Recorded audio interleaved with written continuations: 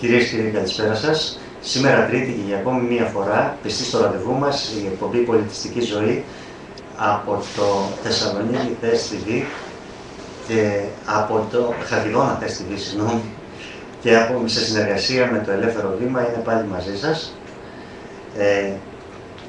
Έχουμε μερικά νέα από το πολιτιστικά νέα για το Δήμο μας, που αφορούν το Δήμο μας αυτή την εβδομάδα. Ο νέος σύλλογος, ο Φυσιολατρικός Ορειβατικός Όμιλος Κουφαλίων, διοργανώνει την Κυριακή 10 του Μάρτη δεντροφύτευση που ξεκινούν από τις 9 το πρωί από το γήπεδο Κουφαλίων και κατά μήκος του ποδηλατόδρομου προς τον Αξιό, στον δρόμο για το πρόχημα.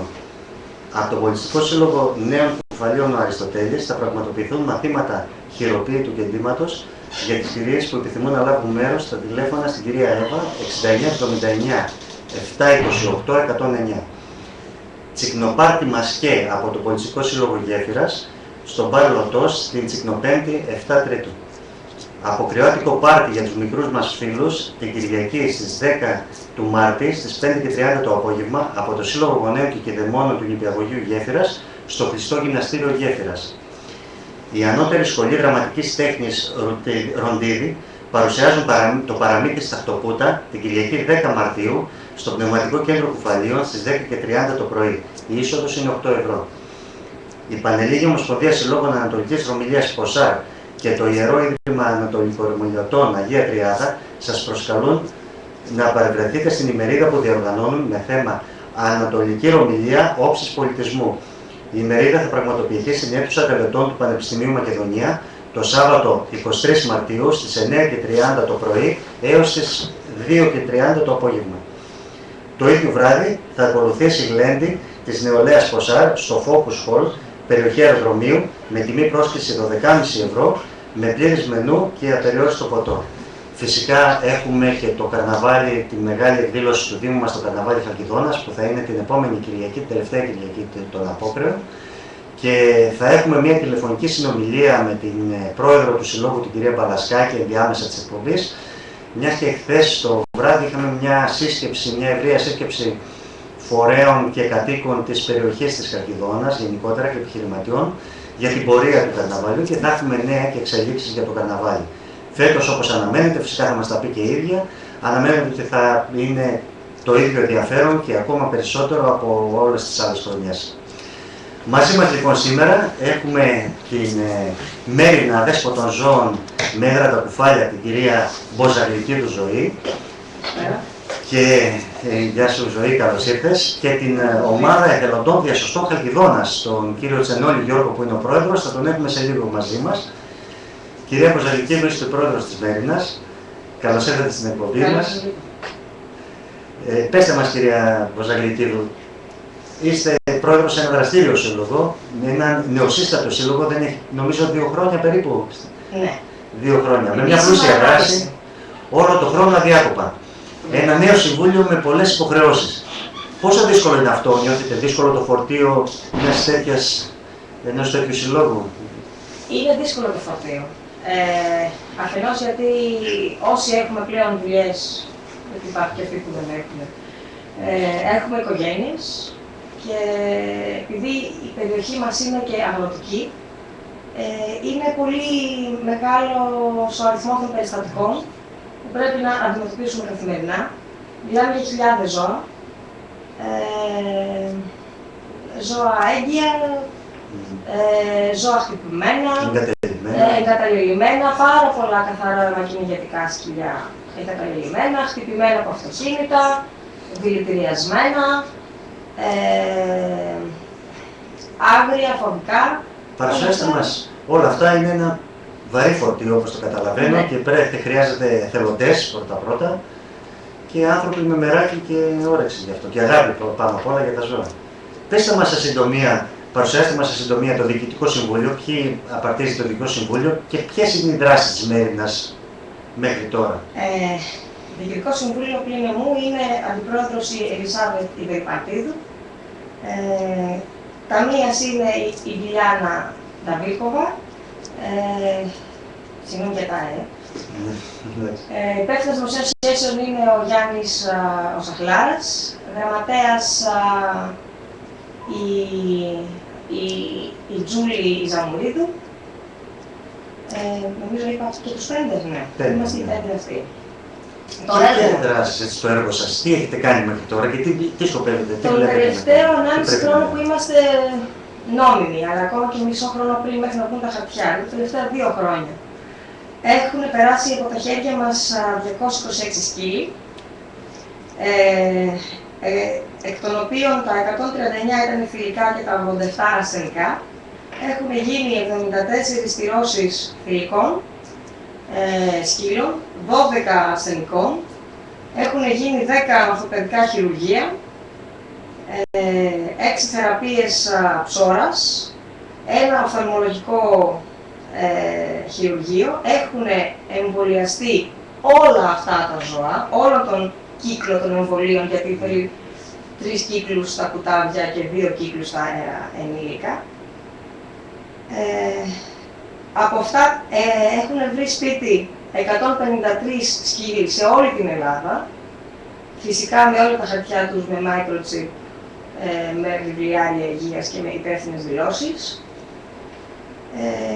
Έχουμε κάνει εκδηλώσεις ενημέρωσης κυρίως του κόσμου για ευαισθητοποίηση για το πρόβλημα και τις εκδηλώσεις που κάνουμε για την οικονομική ενίσχυση του σωματείου. Τα δέσποτα αυτή τη στιγμή, όταν παραλαμβάνετε ένα δέσποτο ή όταν εντοπίζετε ένα δέσποτο, υπάρχει ένα καταφύγιο αδέσποτων ζώων, το οποίο το φιλοξενείτε εκεί για κάποιο χρόνο μέχρι να γίνουν τα εμβολιασμοί τους, μέχρι να εμφυτευτούν τα τσίπ, έτσι δεν είναι? Όχι. Υπάρχει το υποτυπώδες καταφύγιο, είναι μια άλλη συζήτηση αυτό αργότερα. Ναι. Όταν εντοπίζουμε ένα ζώο, καταρχάς κάνουμε μόνοι μας μια πρώτη εκτίμηση ηλικίας, βάρους, υγείας. Το πάμε στον κτηνίατρο, του κάνει πάλι την γενική εκτίμηση της υγείας του, γίνεται εμβολιασμός από παρασίτωση, βγαίνουν φωτογραφίες, ανεβαίνουν στο ίντερνετ, ψάχνουμε αν μπορούμε να βρούμε σπίτια φιλοξενίας να μην είναι στον δρόμο και από εκεί και πέρα προσπαθούμε να του βρούμε σπίτι μέσω των αγγελιών που έχουμε και στο ίντερνετ στη σελίδα μας στο Facebook, αλλά και με αφίσες που φτιάχνουμε και τα κολλάμε σε αρκετά μαγαζιά, pet shop κυρίως, και κτηνιατρία και στο Δήμο μας αλλά και στη Θεσσαλονίκη. Αυτό το καταφύγιο που υπάρχει κοντά στο ποτάμι, εκεί σε μια θέση στη γέφυρα μεταξύ Προκόμματος και Κουφαλίων. Ναι. Τι ακριβώς, τι καταφύγιο είναι δημοτικός χώρος, πώς φτιάχτηκε, ποιοι βοήθησαν σε αυτό, ποιοι συντελεστές? Ο χώρος είναι πολιτική γη. Ναι. Φτιάχτηκε αρκετά βιαστικά. Είναι περιοχή Natura, υπόκειται στη συνθήκη Ραμσάρ, δεν έπρεπε καν να υπάρχει εκεί, όπως και άλλα κτίσματα που υπάρχουν σε εκείνη την περιοχή. Δεν είχαμε τρεχούμενο νερό. Φτιάχτηκε καταρχάς από το Δήμο, μετά από πολλή πίεση, πολύ πίεση. Μια κατασκευή με, ας το πω απλά, πολύ πρόχειρη, χωρίς ρεύμα και νερό, παρόλο που είμαστε στα 30 μέτρα από το ποτάμι. 1,5 χρόνο ήμασταν χωρίς καθόλου νερό, είχαμε μια δανεική δεξαμενή από τον κύριο Γιώργο Διπαλτίδη. Ερχόταν οι εθελοντές πυροσβέστες και μας τη γεμίζανε με την υδροφόρα για να μπορέσουμε απλά να δίνουμε νερό στα ζώα. Δεν υπήρχε νερό τρεχούμενο για απολύμανση. Έχει εδώ και περίπου 2 μήνες, με πρωτοβουλία του Φώτη του Κυριακίδη, του οδοντιάτρου, που από τη δική του γεώτρηση έχει κατεβάσει σωλήνες και από εκεί και πέρα έχουμε τρεχούμενο νερό για να μπορούμε να πλένουμε κιόλας, γιατί είναι αστεία μόλις όταν υπάρχουν άρρωστα ζώα εκεί. Γενικώς ζώα που ζουνε, τρέφονται, κοπρίζουν, κάποια είναι άρρωστα, κάποια όχι, πρέπει να υπάρχει νερό για να γίνει η απολύμανση. Κυρία Ποζολητίδου, όλα αυτά που αναφέρατε θεωρώ ότι είναι εξαιρετικά σημαντικά και πολύ δύσκολα τα βλέπω να γίνουν από ομάδες εθελοντών. Όλα αυτά φυσικά χρειάζονται και στηρίξεις άλλων ανθρώπων. Όλα αυτά που ακούσαμε για εμβολιασμούς, στηρώσεις, τσιπάκια, ιατρική φροντίδα, απαιτούν ένα μεγάλο κόστος. Ναι. Πώς τα καταφέρνετε οικονομικά, από πού αντλείτε πόρους για αυτά, ο Δήμος βοηθάς? Δυστυχώς Στον αγώνα σας. τώρα ο Δήμος δεν έχει βοηθήσει καθόλου οικονομικά. Καθόλου. Παρόλο που από το 1993 ήταν, όπως και κάθε άλλος Δήμος φυσικά, υποχρεωμένος να έχει πρόγραμμα Θα μιλήσουμε αργότερα για αδέσποτο και δεσποζόμενο. Οι πόροι μας ήταν από τις συνδρομές των μελών, και όχι όλων των μελών φυσικά, και από δωρεές. Έχουμε δωρεές από το εξωτερικό, αρκετές. Δηλαδή από Έλληνες, κυρίως Έλληνες που ζουν σε Γερμανία, Αγγλία, Αμερική, Ελβετία. Και σε κάθε φορά που κάνουμε έκκληση, γιατί έχουμε κάποια έκτακτα περιστατικά που δεν μπορούμε να ανταποκριθούμε,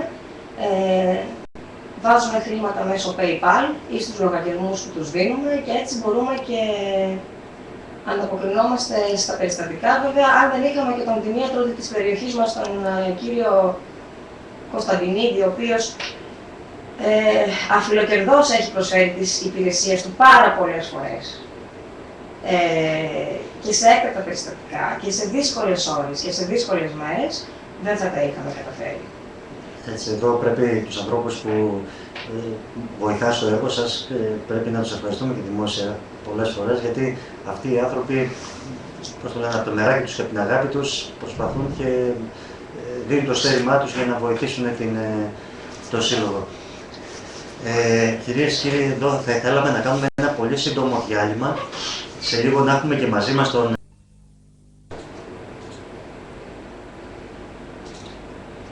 Κυρίες και κύριοι, καλησπέρα σας και πάλι. Είναι εκπομπή Πολιτιστική Ζωή. Σήμερα έχουμε δύο συλλόγους, δύο σωματεία τα οποία ασχολούνται με το... Μάλλον είναι εθελοντικά σωματεία. Είναι η Μέριμνα Αδέσποτων Ζώων με έδρα τα Κουφάλια, που πρόεδρος της είναι η κυρία Βοζαγλικίδου Ζωή, που ακούσαμε ένα μεγάλο μέρος των δράσεών της μέχρι σήμερα. Μαζί μας επίσης είναι και ο Τζενόλιο Γιώργος, ο οποίος είναι πρόεδρος της ομάδας εθελοντών διασωστών Χαλκιδόνας. Καλώς ήρθες, Γιώργο, και εσύ. Ο Γιώργος είναι φοιτητής και λόγω των υποχρεώσεων των σπουδών του αργήσαμε λίγο, δεν πειράζει, Γιώργο, είμαστε εδώ, αρκεί που είμαστε εδώ. Είμαστε εδώ για να παρουσιάσουμε τις δράσεις της εθελοντικής σας οργάνωσης, να δούμε τι ακριβώς κάνετε για τη διάσωση, τι έχετε κάνει μέχρι σήμερα. Ακούσαμε από την κυρία Βοζαγλικίδου ένα μεγάλο μέρος για τη Μέριμνα Αδέσποτων Ζώων. Θέλουμε να ακούσουμε και εσάς. Παρουσιάστε μας σε συντομία το διοικητικό σας συμβούλιο και ποιες είναι οι δράσεις των εθελοντών διασωστών. Το διοικητικό μας συμβούλιο είναι πενταμελές. Πρόεδρος είμαι εγώ, αντιπρόεδρος είναι ο Κασίν και ο Αλέξης. Είναι γραμματέας η Πεχλιβανίδου η Λίζα, ταμείας ο Καλής ο Γιάννης και δημοσίων σχέσεων ο Κωνσταντίνος ο Γιαννάρης. Γενικότερα είμαστε νέα παιδιά, δηλαδή ο μέσος όρος ηλικίας είναι 25 χρονών. Το πολύ μέχρι 40 είναι. Δεν ξέρω από όσο ήταν έτσι και εσύ μετά θα αλλάξει. Καλά, εμείς είμαστε πολύ έξω από τον έξω. Μεγαλώνουμε πολύ το μέσο όρο. Ναι. Η διάσωση είναι ένα μεγάλο θέμα το οποίο δεν ξέρω κατά πόσο μπορεί να το αντιληφθεί ο κόσμος. Δηλαδή, πολλοί ακούνε ομάδα εθελοντών διασωστών και λένε τι είναι αυτό και με τι ασχολείται. Διάσωση δεν έχει να κάνει μόνο με τον άνθρωπο, έχει να κάνει με το οτιδήποτε αντιλαμβανόμαστε γύρω μας και θέλουμε να βοηθήσουμε σε αυτό και να το κάνουμε καλύτερο, είτε προς το περιβάλλον είτε προς τους ανθρώπους. Εμείς ασχολούμαστε με τις πρώτες βοήθειες, γενικά με τις καταστροφές, κυρίως με την εκπαίδευση του κόσμου πάνω στις πρώτες βοήθειες, γιατί αρχικός μας στόχος που ξεκινήσαμε την ομάδα ήταν αυτός, να εκπαιδεύσουμε τουλάχιστον ένα άτομο από κάθε οικογένεια στο Δήμο μας να γνωρίζει σωστά πρώτες βοήθειες, γιατί το άτομο που θα χρειαστεί να τις δώσει θα είναι μέσα στην ίδια την οικογένεια. Εγώ που εκπαιδεύτηκα και θέλει η σύζυγός μου να εκπαιδευτεί, φαντάζομαι δεν θα εννοείται. Διοργανώνουμε σχεδόν κάθε μήνα σεμινάρια πρώτων βοηθειών. Με μεγάλη μου λύπη θα έλεγα ότι έχουμε πάρα πολλή συμμετοχή από περιοχές εκτός Δήμου, όπως είναι Χαλάστρα, Καλαμαριά, Θεσσαλονίκης, Ορεόκαστρο Θεσσαλονίκης και λίγες από το Δήμο μας. Για πέστε μου τώρα, διάσωση είναι μια έννοια πολύπλευρη, έτσι, πολυδιάστατη, με πολλές υποχρεώσεις και διαφορετικές ανάγκες κάθε φορά του ανθρώπου. Πόσο δύσκολο είναι να πραγματοποιηθεί η διάσωση και αυτό που λέμε διάσωση, μάλλον σε ποιες περιπτώσεις θα ήσασταν χρήσιμοι. θεομηνιών, καταστροφών, ανθρώπινες ανάγκες υγείας, ποιες ακριβώς? Τι εννοούμε με την έννοια διάσωσης, γιατί πολλοί κόσμος δεν το γνωρίζει. Οι περιπτώσεις που μπορούμε να επέμβουμε είναι οποιαδήποτε αυτή που μπορεί να απειληθεί η ζωή ενός ανθρώπου, μπορεί να απειλείται το περιβάλλον, μπορεί να απειλείται η ζωή ενός ζώου ή οτιδήποτε. Μπορούμε να συνεργαστούμε με τη μέρημνα δέσποτων των ζώων των κουφαλίων. Έχετε συνεργασία? Έχουμε πολύ καλή συνεργασία. Δόξα τω Θεώ. Από εκεί και πέρα, οι δράσεις μπορούμε σαν σύλλογος εμείς και σαν μέλη και σαν σκοπός του συλλόγου, μπορούμε να δράσουμε σε τροχαία ατυχήματα, σε καρδιακές ανακοπές, σε φυσικές καταστροφές, τεχνολογικές καταστροφές όπως είναι σεισμοί, πλημμύρες, χιονοπτώσεις, το οτιδήποτε. Τα μέλη μας είναι όλα εκπαιδευμένα, εκπαιδεύονται από ανθρώπους από το ΕΚΑΒ, από το Ευρωπαϊκό Συμβούλιο Αναζωογόνησης, από το πυροσβεστικό σώμα, από διάφορους τομείς. Είναι άρτια εκπαιδευμένοι όλοι, παρότι τη μικρή τους ηλικία. Γιατί το ακούσαμε και αυτό, σιγά τώρα, τι θα κάνετε εσείς. Αλλά εντάξει, δεν δίνουμε σημασία σε αυτά, εμείς αποδεικνύουμε με πράξεις το ποιοι είμαστε και το τι κάνουμε. Δεν χρειάζεται λόγια πολλές φορές, τα έργα Έτσι είναι αυτά που ακριβώς. αποδεικνύουν. Τα έργα είναι αυτά που αποδεικνύουν το τι γίνεται. Λόγια ακούμε από πολλούς. Μήπως αυτοί που λένε τα λόγια έχουν κάνει ποτέ κάτι? Αυτό ακριβώς. Πολλοί λένε και δεν κάνουν. Και είναι πολλοί που κάνουν και δεν λένε. Από εκεί και πέρα είναι στο χέρι του καθενός, ας πούμε του Δήμου, το πόσο θα μας χρησιμοποιήσει. Γιατί θα μπορούσε να μας χρησιμοποιήσει να μας δώσει κάποια μέσα και εμείς να βοηθήσουμε τον Δήμο και ο Δήμος να βοηθήσει εμάς. Θα μπορούσαμε να έχουμε μια άρτια συνεργασία με διάφορους συλλόγους. Θα μπορούσε να γίνει μια εκπαίδευση πάνω στο κομμάτι των πρωτοβοηθειών και σε άλλους συλλόγους. Και ο εθελοντισμός, να μην το ξεχνάμε ότι δράσει. Έχετε έρθει σε επαφή με άλλους συλλόγους? Φυσικά, ναι, έχουμε έρθει και σε επαφή με άλλους συλλόγους. Και με το Σύλλογο Εθελοντών Διασωστών Πυροσβεστικών Κουφαλίων και με γενικούς συλλόγους πολιτιστικούς, γιατί πολιτισμός δεν είναι μόνο χορευτικά, δεν είναι μόνο εκδηλώσεις που να κάνουν έτσι. Μισό λεπτό λίγο παρακαλώ.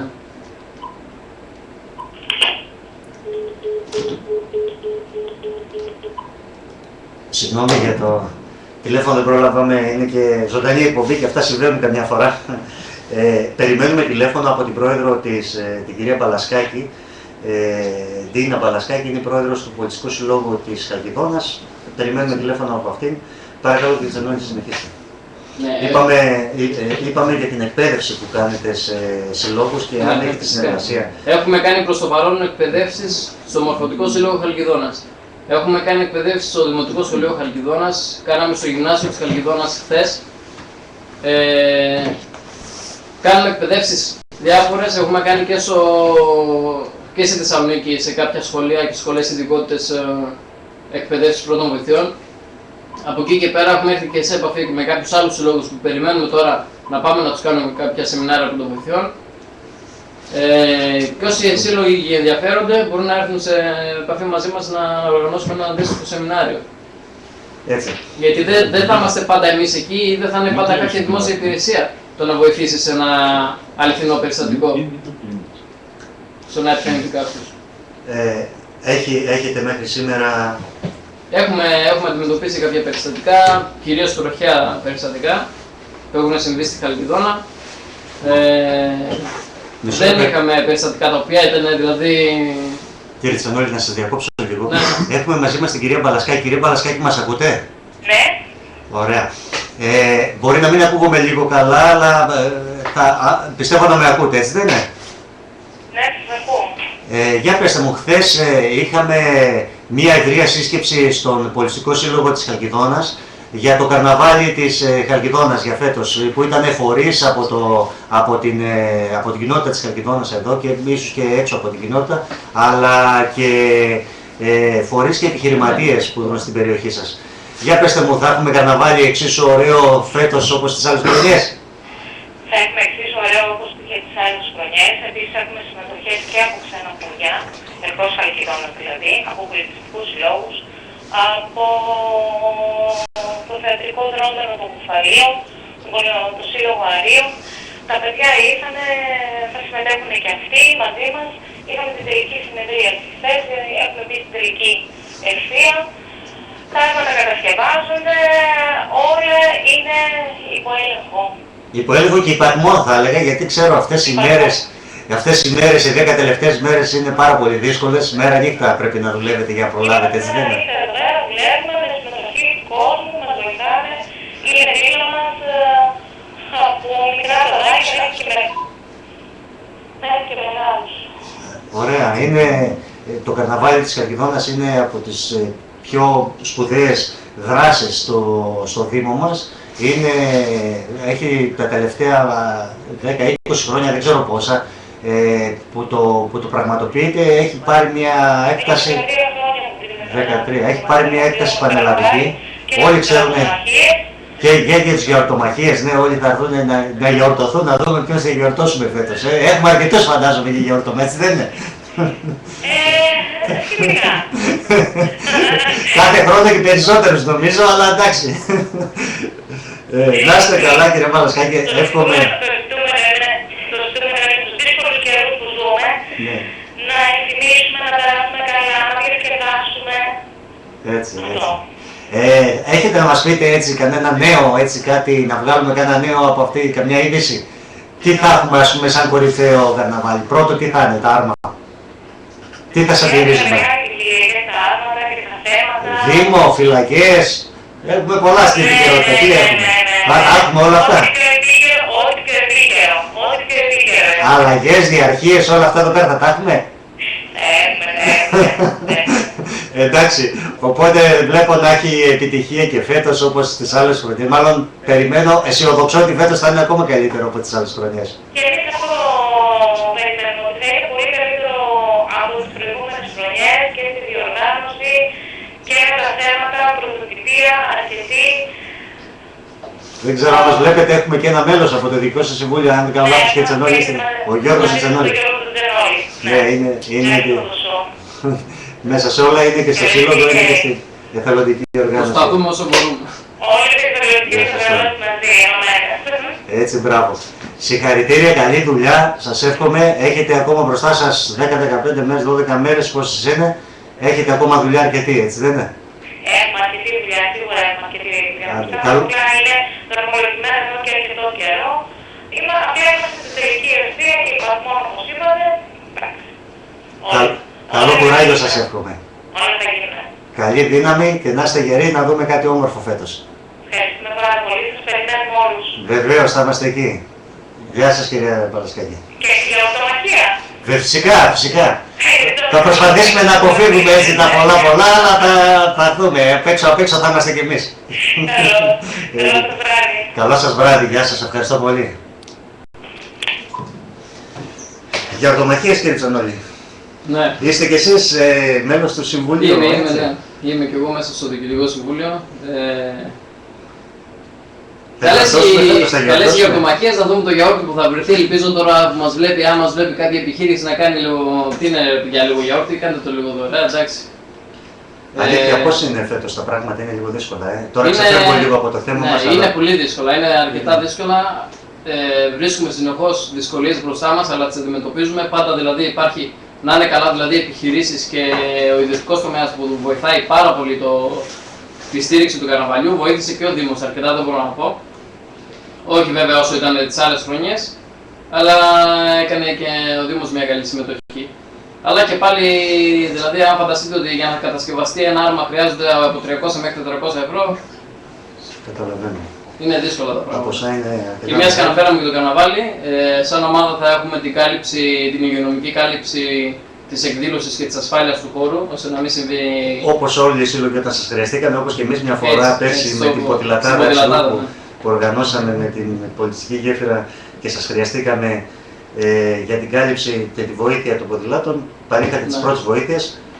Το θέμα είναι να μην συμβεί κάτι, γιατί μακάρι δηλαδή να μην συμβεί κάτι, αλλά το θέμα είναι όταν συμβεί να είναι κάποιος εκεί πέρα και να ξέρει να βοηθήσει, παρά να είναι ελλειπές. Κύριε Ποζαγλικίδου, ήθελα να γυρίσω πάλι σε εσάς με τη Μέριμνα. Ο Δήμος, σύμφωνα με τον νόμο 4039 του 2012 και ένα παλιότερο του 1993, αν δεν κάνω λάθος, στο άρθρο 9 για την περισυλλογή και διαχείριση ζώων συντροφιάς, των αδέσποτων ζώων συντροφιάς, ήθελα να διαβάσω μία παράγραφο που λέει: οι Δήμοι υποχρεούνται να μεριμνούν για την περισυλλογή και τη διαχείριση του αδέσποτου ζώου συντροφιάς, σύμφωνα με το παρόν άρθρο. Η αρμοδιότητα αυτή μπορεί να ασκεί και από συνδέσμους Δήμους, καθώς και φιλοζωικές οργανώσεις και σωματεία σε συνεργασία με τον αρμόδιο Δήμο, εφόσον αυτά διαθέτουν υποδομή συνιστάμενη στην ύπαρξη καταλήλων σχετικών εγκαταστάσεων ή οχημάτων μεταφοράς ζώων και ανθρώπινο δυναμικό με εμπειρία και χειρισμό των ζώων. Το ανθρώπινο δυναμικό υπάρχει, όπως είδαμε, είστε ένας δραστήριος σύλλογος με αρκετά μέλη που, δόξα τω Θεώ, ικανότητες έχετε και το έχετε αποδείξει αυτό εδώ πέρα με το πλήθος των ζώων που έχετε περιθάλψει, βοηθήσει και δώσει για υιοθεσία. Από εκεί και ύστερα όμως, τι γίνεται με όλα τα υπόλοιπα? Τι γίνεται με το Δήμο και όλα αυτά? Με την καινούργια διοίκηση είμαστε σε καινούργιες συζητήσεις, οι οποίες φαίνονται ελπιδοφόρες, σε αντίθεση με τη μέχρι τώρα κατάσταση. Αυτό που λέει επίσης ο συγκεκριμένος νόμος είναι ότι κάθε Δήμος για την διαχείριση αυτή θα πρέπει να έχει μια πενταμελής επιτροπή, η οποία ορίζεται με εντολή Δημάρχου και αποτελείται από 2 δημοτικούς υπαλλήλους, 2 ανθρώπους μέλων φιλοζωικών σωματείων και 1 μέλος από τοπικό κυνηγητικό σύλλογο. Αυτοί παίρνουν όλες τις αποφάσεις ό,τι αφορά τη διαχείριση των αδέσποτων και επίσης την καταγραφή των δεσποζόμενων που θα έπρεπε να κάνει, για να μην επιβαρύνεται Δημοτικό Συμβούλιο, υπάλληλοι, νομάρχοι, αντιδήμαρχοι κτλ. Με την όλη διαδικασία. Αυτός ο νόμος προϋπήρχε. Τώρα έχουμε δώσει τα ονόματα για τη σύσταση αυτής της πενταμελής επιτροπής. Έχουμε προσφέρει μάλιστα και στο Δήμο 3 εθελοντές μας για την περισυλλογή που θα χρειαστεί, γιατί κάποια ζώα εννοείται ότι για να μπορέσουμε να τα εμβολιάσουμε και να τα στηρώσουμε πρέπει να περισυλλογούν πρώτα. Και δεν υπάρχουν δημοτικοί υπάλληλοι με τις αρμόδιες γνώσεις. Εμείς έχουμε προσφέρει 3 εθελοντές μας που στην αρχή θα κάνουν αυτό το έργο και οι δημοτικοί υπάλληλοι θα είναι από δίπλα και θα μαθαίνουν, αλλά και στη συνέχεια θα βοηθάνε όσο χρειάζεται ο Δήμος αυτό το έργο. Αυτό που θέλω να προσθέσω είναι ότι πολλοί θα πούνε εδώ υπάρχει κρίση, θα ασχολούμαστε με αυτά. Καταρχάς είναι μια υποχρέωση του Δήμου. Δεν είναι κάτι που μας αρέσει ή δεν μας αρέσει. Όπως ο Δήμος έχει την υποχρέωση να μαζεύει τα σκουπίδια, το οποίο δεν είναι μια καθαρή δουλειά. Έτσι και η περισυλλογή και η διαχείριση αδέσποτων και δυσπροσώμενων ζώων δεν είναι μια καθαρή δουλειά. Δεν είναι αρεστή από πολλούς, αλλά είναι μια υποχρέωση και αναγκαιότητα. Και δεν είναι σκουπίδια. Ακριβώς. Είναι ζωντανοί οργανισμοί. Πρέπει λίγο να επενδύσουμε και σε αυτό τον τομέα, με την καινούργια διοίκηση πάμε καλύτερα, στην ενημέρωση των πολιτών, να δούμε λίγο, να βελτιώσουμε την περιβαλλοντολογική μας παιδεία, λίγο να δείξουμε κυρίως τη νέα γενιά, γιατί πιστεύω ότι τους 45 και πάνω τους έχουμε χαμένους, ότι δεν είναι ανθρωποκεντρικός αυτός ο κόσμος. Ότι ναι, διαχειριζόμαστε αυτό, αλλά όσο πιο χάλια το διαχειριζόμαστε, τόσο πιο πολύ θα μας γυρίσει μπούμερανγκ. Δεν έχουμε το δικαίωμα για να φερόμαστε στο περιβάλλον μας, στα ποτάμια μας, στα ζωντανά μας, με τον τρόπο που τους φερόμαστε. Η κατάσταση έχει ξεφύγει. Δεν θεωρώ ότι η κρίση είναι μια δικαιολογία για κτηνώδη συμπεριφορά, αλλά μιλάμε για κτηνώδη συμπεριφορά.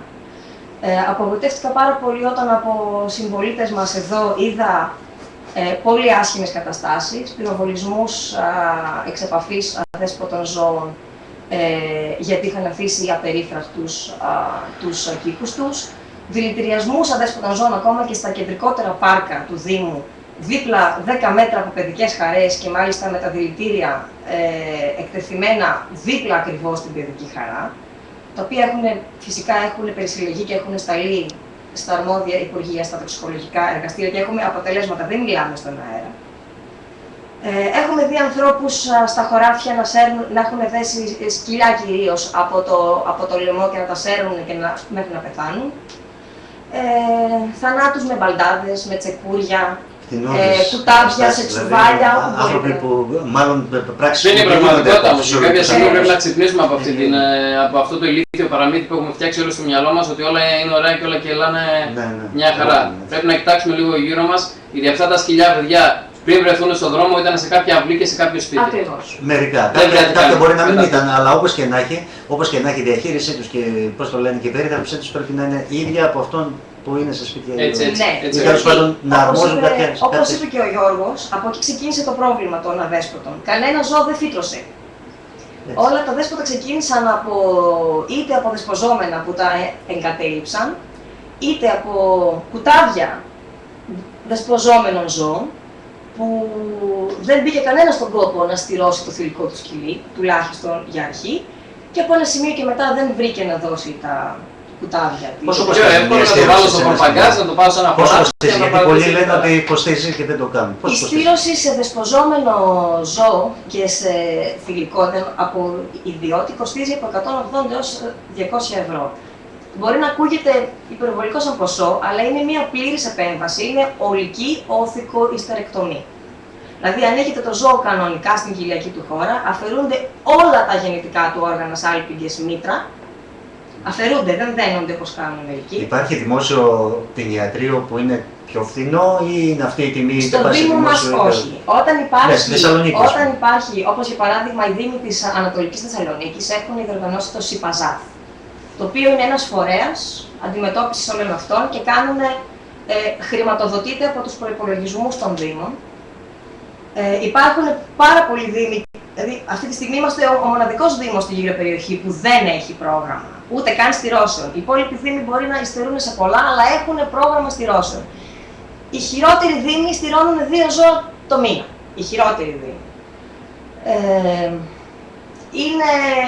Εμείς, επειδή ακριβώς έχουμε στηρώσει πολύ μεγάλο αριθμό ζώων, έχουμε καταφέρει τουλάχιστον σε ανθρώπους που έχουν υιοθετήσει ζώα μέσω της μέριμνας, να έχουν καλύτερες τιμές όταν είναι κουτάβια, γιατί ενήλικα ζώα δεν δίνουμε κανένα αστήρωτο θηλυκό, κανένα. Όλα ζώα άνω των 6 μηνών δίνεται στηρωμένο από εμάς.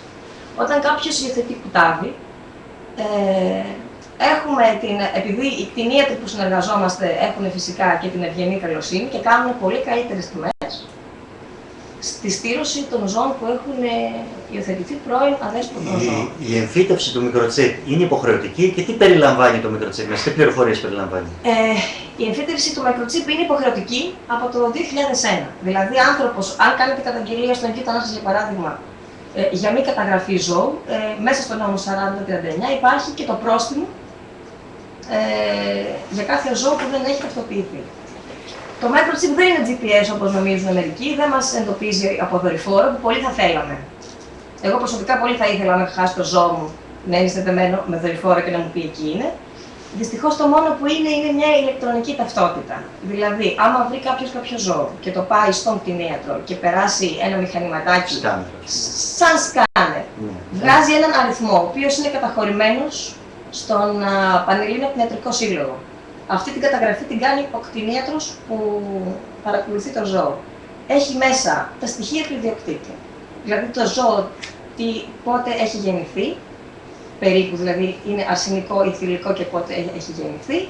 Αν είναι κάποιας φυλής, γράφεται και η φυλή, το όνομα, το τηλέφωνο και η διεύθυνση του ιδιοκτήτη του ζώου. Κανονικά όλα τα αδέσποτα ζώα είναι υποχρεωτικό να έχουν microchip και καταγράφονται σαν υπευθυνότητα του Δήμου. Δηλαδή πρέπει να μπει υπεύθυνος Δήμος Χαλκιδόνος, για παράδειγμα. Αυτό σε ποια χώρα? Θεωρητικά στην Ελλάδα, μην νομίζετε, σε πάρα Μου πολλούς φαίνεται όλα Δήμους αυτά έχει. πολύ καλά για να είναι αληθινά. Δηλαδή τουλάχιστον δεν έχουμε δει μέχρι τώρα κάτι. Αν και ο νόμος, όπως λέτε, ο 4039 του 12 είναι του 2012, αλλά παλιότερα υπήρχαν πάλι νόμοι του 2001, του 1993 που υποχρέωναν τους Δήμους σε κάποιες... Από το 1993 υπάρχει Στους Δήμους, εγώ τουλάχιστον Αγίου Αθανασίου, εσείς Κουφαλίων, Χαλκιδόνας κτλ. Δεν έχουμε δει κάτι. Κοιτάξτε, καθένας Δήμος είναι λογικό να θέσει κάποιες προτεραιότητες. Κανένας Δημότης δεν είναι υποχρεωμένος να ξέρει όλη την νομοθεσία. Έτσι, σωστά. Από τη στιγμή που δεν υπήρχε το ενδιαφέρον από τους δημότες για το ανάλογο πρόβλημα, γιατί είναι πρόβλημα. Όχι μόνο από πλευράς ευαισθησίας απέναντι στα ζώα, αλλά και δημόσιας υγείας. Όταν μαζεύονται πάρα πολλά αδέσποτα ζώα, υπάρχει κίνδυνος υγείας. Τα ζώα πολλές φορές, αν είναι και υπεράριθμα, επειδή δεν μπορούν να βρουν τροφή, μπορεί να γίνουν επιθετικά. Και για να μην πω φυσικά και το άλλο πρόβλημα της παρεμφάνισης της λύσης. Εφόσον ο κόσμος δεν ενδιαφέρεται, δεν υπήρχε λόγος ένας δήμος να βάλει κάποια κονδύλια για να αντιμετωπίσει ένα πρόβλημα. Ό,τι γινόταν στο δικό μας το Δήμο, αλλά και σε αυτά είναι εντελώς ανεπίσημα στοιχεία. Δεν μπορώ να πω τα ονόματα που μας τα έχουν πει, αλλά έχει γίνει και σε όλους τους Δήμους. Η αντιμετώπιση στους περισσότερους επαρχιακούς Δήμους ήταν να μπαίνουν φόλες και να δηλητηριάζεται κάθε 6 μήνες. Γνωστός Μπόγιας. Ούτε καν. Ο Μπόγιας σημαίνει ότι υπάρχει χώρος για να μαζευτούν. Δεν υπήρχε καν Μπόγιας. Υπάρχει ένας άνθρωπος που βάζει δηλητηριασμένα δολώματα σε κάποια σημεία και τα τρώνε τα ζώα με την καλή διάθεση ότι τους έχεις βάλει φαγητό και σε κοιτάνε στα μάτια και πεθαίνουν με φρικτούς πόνους. Και σε πολύ είναι πολύ άσχημο το θέμα να βλέπεις ένα ζώο να πεθαίνει από δηλητηρίαση. Και έχουμε, δόξα τω Θεώ, πολύ φαντασία στο πώς να σκοτώσουμε ένα ζώο. Και έχει, ναι, είναι ολόκληρη επιστήμη το πώς να σκοτώσω ένα σκυλί. Έχουμε δει δηλαδή μέχρι φόλες με κρυμμένο γυαλί μέσα στο φαγητό, με φυτοφάρμακα, ό,τι μπορεί να φανταστεί ο καθένας το κάνει φόλα πραγματικά. Αυτό που θέλω να πω λίγο, γιατί πάλι θα πει πολλοί κόσμος, εδώ δεν έχουμε να φάμε, δεν έχει κρίση, λεφτά δεν υπάρχουν. Ένας Δήμος ήταν υποχρεωμένος από την αρχή, τον πρώτο χρόνο μόνο, να ξοδέψει κονδύλια για το πρόβλημα της διαχείρισης των αδέσποτων ζώων και την καταγραφή των δεσποζόμενων. Από εκεί και πέρα, στο τέλος κάθε χρονιάς, έρχεται χαρτί από την περιφέρεια. Έχει πάρει ο Δήμος μας χρήματα για αυτό το πρόγραμμα? Ποτέ. Δεν διεκδικήθηκαν ποτέ. Και αυτό το ξέρω γιατί το ίδιο χαρτί, εγώ το είχα βρει μέσω ίντερνετ και μάλιστα το περσινό χαρτί, η πρώην γραμματέας του Δημάρχου με φώναξε, το έδωσε σε μένα, δεν το έδωσε στον Δήμαρχο και μετά από μια εβδομάδα το έδωσα εγώ στον Δήμαρχο και ο Δήμαρχος δήλωνε άγνοια. Αυτό το χαρτί λέει ότι μας καταθέτεις τις αποδείξεις των κονδυλίων που έχεις ξοδέψει για τη διαχείριση και έρχεται μέσω ΕΣΠΑ, δηλαδή ευρωπαϊκά χρήματα, περίπου το 80 έως και 90% του ποσού που έχεις ξοδέψει. Το έχετε κάνει αυτό? Εμείς δεν το έχουμε κάνει γιατί δεν ήταν δική μας αρμοδιότητα. Πρέπει να γίνει από το Δήμο όλο αυτό. Από το Δήμο. Υπήρχαν δηλαδή χρήματα από το ΕΣΠΑ τα οποία δεν εισπράχτηκαν. Ποτέ. Δεν έγινε κίνηση για να εισπραχθούν. Γιατί για να εισπραχθούν θα πρέπει να υπάρχουν οι κατάλληλες υποδομές. Κατάθεση προγράμματος και όλα αυτά. Και να υπάρχει το πρόγραμμα. Κατάθεση προγράμματος και η έγκριση. Κύριε Τσενόλη, Γιώργο, αγαπητέ φίλε Γιώργο, γιατί εκτός από τον κύριο Τσενόλη είμαστε και φίλοι, έτσι. Έχουμε γνωριστεί κάτω από τις συνθήκες του συλλόγου σας, τις δράσεις των εθελοντών. Ήθελα να σας ρωτήσω, ήμουν και εγώ στην ευχάριστη θέση να παρακολουθήσω ένα εκπαιδευτικό σεμινάριο καρδιοαναπνευστικής αναζωογόνησης, το ΚΑΡΠΑ, γνωστό. Αντίστοιχα σεμινάρια πραγματοποιείται κατά τη διάρκεια όλου του έτους, έτσι, όλου του χρόνου. Φυσικά. Τι μπορεί κάποιος να μάθει από εσάς εκτός από το σεμινάριο αυτό που παρακολούθησα εγώ και ποιο είναι το κόστος? Εγώ ξέρω ποιο είναι, αλλά πέστε μου και εσείς ποιο είναι το κόστος αυτό. Το κόστος το να παρακολουθήσει κάποιος ένα σεμινάριο ήταν και θα είναι τουλάχιστον όσο μπορούμε πάντα δωρεάν. Δηλαδή δεν υπάρχει περίπτωση κάποιος να έρθει να παρακολουθήσει ένα σεμινάριο και να χρειαστεί να πληρώσει κάτι. Από εκεί και πέρα το κόστος για μας είναι ένα κόστος, υπάρχει ένα θέμα με το κόστος που χρειαζόμαστε εμείς για να υλοποιήσουμε ένα σεμινάριο. Είναι η γραφική ύλη που θα χρειαστεί για να ολοκληρωθεί το σεμινάριο, είναι τα προπλάσματα, είναι οι εκπαιδευτικοί απεινιδωτές, είναι ο μπουφές που θα έχει στο τέλος του σεμινάριου. Τέλος πάντων υπάρχει ένα κόστος το οποίο χρειάζεται εμείς να καταβάλουμε κάθε φορά που διοργανώνουμε ένα σεμινάριο. Αλλά παρόλα αυτά κάνουμε σεμινάρια αρκετά συχνά, δηλαδή σχεδόν κάθε μήνα. Το είδος των σεμιναρίων δεν είναι μόνο καρδιοπνευμονική αναζωογόνηση.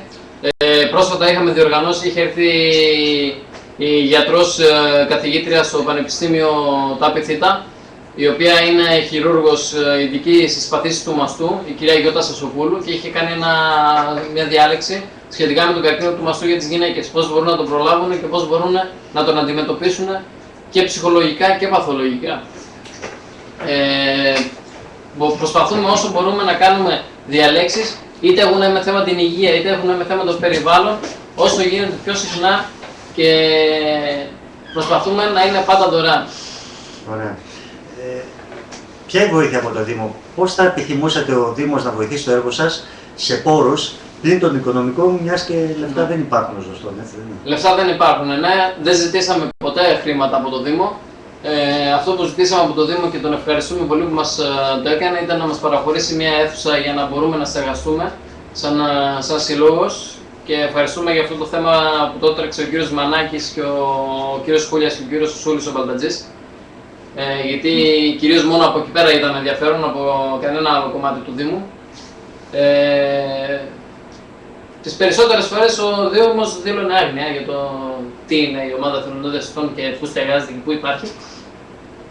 Τέλος πάντων, αυτό που θα μπορούσαμε εμείς, που θα επιθυμούσαμε μάλλον, και εφόσον μπορεί ο Δήμος να μας βοηθήσει και δεν έχει τη δυνατότητα να δώσει κάποιο χρηματικό ποσό, είναι αν μπορεί να μας υποστηρίξει τουλάχιστον στη γραφική ύλη, ακόμα και στα χαρτιά δηλαδή που τυπώνουμε, στις σημειώσεις που θα δώσουμε στα σεμινάρια και στα χαρτιά που θα δώσουμε για την παρακολούθηση των σεμιναρίων και για οτιδήποτε χρειαστεί, μέχρι το ό,τι και να θέλει να μας δώσει ο Δήμος, είμαστε ειλικρινά με ανοιχτές αγκάλες, έτσι, κάθε προσφορά δεκτή.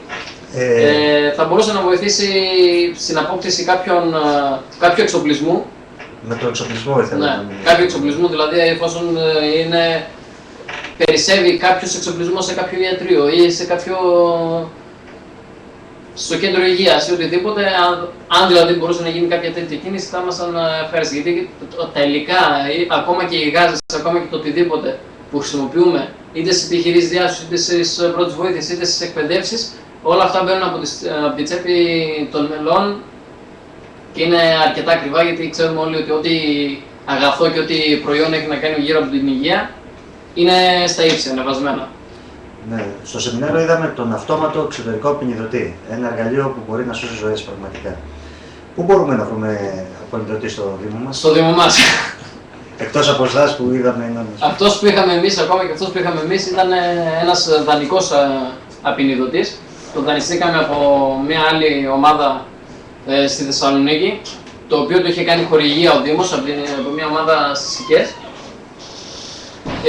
Ο απεινιδωτής είναι ένα μηχάνημα το οποίο δηλαδή μπορεί να το χρησιμοποιήσει ακόμα και ένα νήπιο. Πραγματικά δεν υπάρχει πιο εύκολο μηχάνημα στη χρήση του. Είναι ένα μηχάνημα το οποίο μπορεί να σώσει μια καρδιακή ανακοπή. Μην ξεχνάμε ότι κάθε 45 δευτερόλεπτα συμβαίνει μια καρδιακή ανακοπή στην Ευρώπη. Στην Ευρώπη. Στο Δήμο μας δεν υπάρχει πουθενά απεινιδωτής. Μόνο στο κέντρο υγείας θα μπορούσε να βρεθεί ένας απεινιδωτής. Από εκεί και πέρα υπάρχει νομοσχέδιο το οποίο λέει ότι σε δημόσιους χώρους όπου συγκεντρώνονται ημερησίως πάνω από 200 άτομα θα πρέπει να υπάρχει αυτόματος εξωτερικός απεινιδωτής. Δηλαδή σε όλα τα σχολεία εννοούμε και έτσι. Φυσικά, και σε όλα τα σχολεία είναι πάνω από 200 άτομα. Υπάρχει τέτοιος νόμος? Σε δημόσιους χώρους στη Βόρεια Ελλάδα που ξέρω προς το παρόν είναι τουλάχιστον σε μαγαζιά, στη Θεσσαλονίκη, σε εμπορικά κέντρα, στα κτέλ Μακεδονία, στη Θεσσαλονίκη, στο σιδηροδρομικό σταθμό, είναι κάποια σημεία τα οποία υπάρχει απεινιδωτής και είναι προσβάσιμος. Υπάρχει και σε στάδια, από ό,τι ξέρω, σώθηκε μια ζωή ενός γνωστού ανθρώπου, ναι, ενός νεαρού, η οποία το χτύπησε το ρεύμα και ευτυχώς υπήρχε απεινιδωτής και κάποιος που ήξερε να το χρησιμοποιεί. Είναι το μόνο που θα επαναφέρει μια καρδιακή ανακοπή, ο απεινιδωτής. Εμείς με την τεχνητή αναπνοή αυτό που κάνουμε είναι να συντηρούμε το θύμα μέχρι να έρθει ο απεινιδωτής. Και ο χρόνος που μπορούμε να το συντηρήσουμε είναι το πολύ μέχρι 20 λεπτά. Ξέρουμε όλοι πόσο πιθανό και σε τι χρόνο μπορεί να φτάσει ένα ασθενοφόρο. Και αν δεν γνωρίζουμε πρώτες βοήθειες να κάνουμε αυτή τη τεχνική, ο χρόνος που πρέπει να δράσουμε είναι 4 λεπτά. Να έρθει ασθενοφόρο με απεινιδωτή σε 4 λεπτά δεν υπάρχει περίπτωση, ο Θεός ο ίδιος να κατέβει κάτω. Δεν υπάρχει. Κυρία Ποζαλικίδου, είστε μέλος της Πανελλήνιας Συντονιστικής Επιτροπής Φιλοζωικών Σωματείων, αν δεν κάνω λάθος? Ναι. Έχετε συνεργασία με άλλες φιλοζωικές οργανώσεις? Στο Δήμο μας δεν υπάρχουν, από ό,τι μας είπατε. Είμαστε μέλη και της Περιβαλλοντολογικής Ομοσπονδίας, που είναι πιο μεγάλη. Η πρώτη που αναφέρατε έχει ιδρυθεί το 2008, είναι λίγο πιο παλιά. Η δεύτερη είναι το 2010. Περιλαμβάνει όλα τα φιλοζωικά σωματεία της Ελλάδας. Πρόεδρος είναι η κυρία Αναστασία Μογκολάκη, είναι στα Χανιά. Και γραμματέας είναι η κυρία Μαρία Κοστουλάκη. Έχουμε άριστη συνεργασία με όλα τα φιλοζωικά της Ελλάδας. Αυτό μας βοηθάει πάρα πολύ και για τις συντονισμένες εκδηλώσεις που γίνονται πανελλήνια. Για παράδειγμα, για την Παγκόσμια Μέρα των Ζώων, για ενημέρωση που έχουν γίνει με το επιτελείο της ελληνικής αστυνομίας, με το δικαστικό σώμα όσον αφορά την νομοθεσία και τις ποινές, όπως επίσης και την κινητοποίηση της αστυνομίας πάνω στο ζήτημα. Εκεί που έχει βοηθήσει όμως επί του πρακτέου είναι όταν, για παράδειγμα, ένας άνθρωπος παίρνει τηλέφωνο και ζητάει ένα ζώο και είναι από Ηράκλειο, είναι από Αθήνα, είναι από οποιοδήποτε σημείο της Ελλάδας. Δεν μπορούμε να στείλουμε ένα ζώο σε έναν άνθρωπο απλά επειδή το ζήτησε. Εκεί υπάρχει συνεργασία με τα φιλοζωικά. Στέλνεται άνθρωπος από το εκεί τοπικό φιλοζωικό σωματείο, γνωρίζει τον άνθρωπο από κοντά, ελέγχεται, παρελαμβάνει το ζώο εκ μέρους μας, το πάει στον άνθρωπο, κάνει τα χαρτιά, γιατί κάθε ζώο πρέπει να δίνεται με υπεύθυνη δήλωση υιοθεσίας που και αυτός υπάρχει μέσα στον νόμο και γίνεται με γνήσιον της υπογραφής υπεύθυνου φιλοζωικού σωματείου και του επόμενου ιδιοκτήτη. Και δόξα τω Θεώ είναι άριστη η συνεργασία. Έχει πολύ καλή συνεργασία, έτσι. Και με πολύ καλά αποτελέσματα. Έχει συμβάλει στην ενημέρωση του κόσμου τα μάλλον. Πολύ ωραία.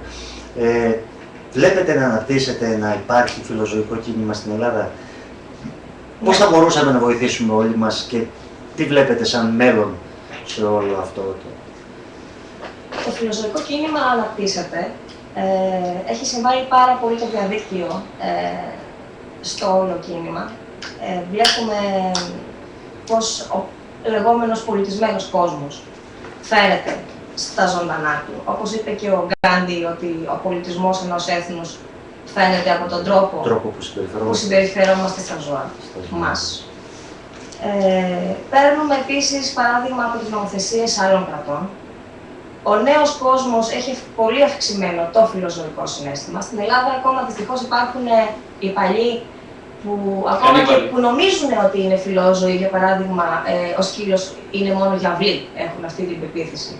Αλλήμον αν σε χώρες όπως ο Καναδάς, η Βόρεια Αμερική, η Σουηδία, η Νορβηγία, που έχουν ίσως από τα πιο ανεπτυγμένα φιλοζωικά αισθήματα του πλανήτη, αλλήμον αν αυτοί οι άνθρωποι αφήνανε τα ζώα τους το χειμώνα στην αυλή. Με τις πολικές θερμοκρασίες θα είχαν πεθάνει. Συμβάλλει πάρα πολύ η δημοσιογραφία. Έχει ακόμη πάρα πολλή δουλειά στην Ελλάδα, γιατί στέλνουμε δελτία τύπου σε όλα τα κανάλια, σε εκπομπές. Η ανταπόκριση είναι πάρα πολύ μικρή. Προτιμούν να δείχνουν, ακόμα και όταν παίρνουμε συνέντευξη από ανθρώπους αρμόδιους, δείχνουν επιλεκτικά κάποια πράγματα. Έχει ακόμα δουλειά. Αν πούμε ότι όλα είναι καλά, θα πούμε ψέματα. Αν πούμε ότι όλα είναι λάθος, πάλι θα πούμε ψέματα. Είμαστε σε καλό δρόμο. Γίνεται και αισιόδοξα παίρνουμε μηνύματα από τους νέους ανθρώπους. Έτσι βλέπω εγώ και από τους χρήστες διαδικτύου που περισσότεροι είναι. Ναι, έχουμε αισιόδοξα μηνύματα. Θέλουμε πολλά νεαρά άτομα να είναι εθελοντές, αλλά δεν τους αφήνουν οι γονείς τους. Έχουμε και τέτοια, έτσι. Έχουμε πάρα πολλά τέτοια.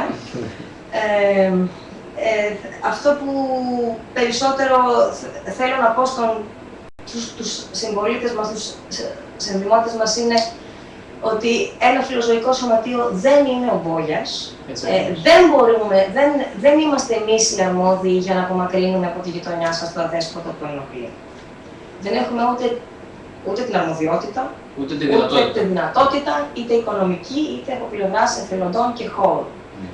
Αν όλοι μαζί συμβαδίσουμε σύμφωνα με τον νόμο, δηλαδή να μην φοβόμαστε να πάμε στην αστυνομία και να πούμε ότι ο τάδε κακοποιεί το ζώο του, ο τάδε το έχει δεμένο όλη την ώρα και δεν το ταΐζει, δεν το τοπίζει. Κάτι πρέπει να κάνουμε κι εμείς δηλαδή πέραν το... Αυτά τα πράγματα πλέον λειτουργούν αυτεπάγγελτα, δεν πληρώνεις παράβολο για μήνυση, δεν είσαι υποχρεωμένος να πεις όνομα, μπορείς απλά να πάρεις και ένα τηλέφωνο στην αστυνομία, να επισημάνεις το μέρος όπου γίνεται και η αστυνομία είναι υποχρεωμένη να πάει και να καταγράψει το περιστατικό.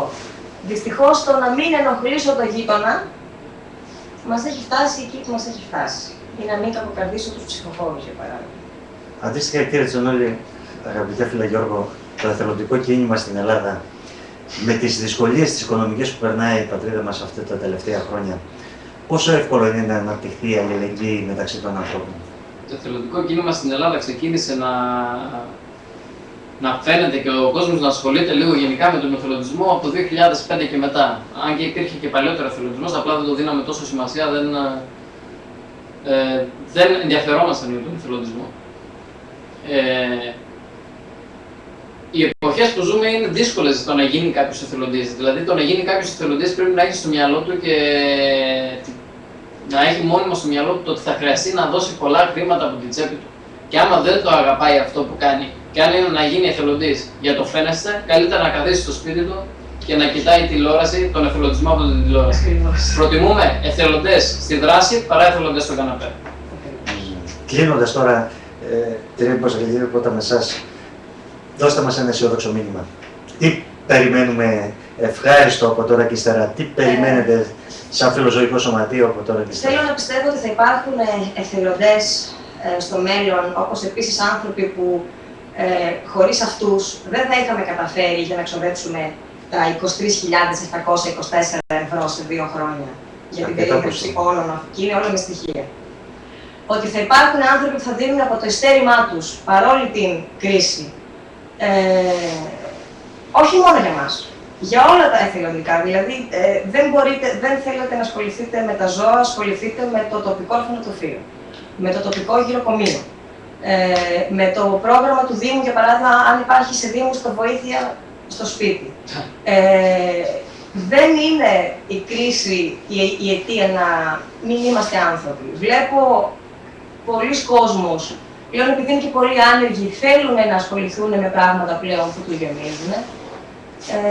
Για μας επίσης είναι ένα πολύ θετικό μήνυμα την έκφραση ενός ζώου όταν το έχεις βρει έτοιμο θάνατο και μετά από λίγο καιρό είναι ευτυχισμένο ως μέλος μιας οικογένειας, υγιέστατο και να νιώθει την αγάπη που του προσφέρεται. Γιατί όπως κάπου είδα γραμμένο και μ' άρεσε πολύ, η ευγνωμοσύνη είναι μια ασθένεια που κυρίως πάσχουν οι σκύλοι. Κυρίως είναι ασθένεια. Γιώργο, ένα αισιόδοξο μήνυμα. Τι περιμένουμε από τους ανθρώπους? Αυτό που θέλω εγώ να πω και να ακουστεί είναι ότι μπορεί να περνάμε πραγματικά πολύ δύσκολες εποχές. Μπορεί να περνάμε εποχές όπου ο κόσμος ψάχνει στα σκουπίδια για να φάει.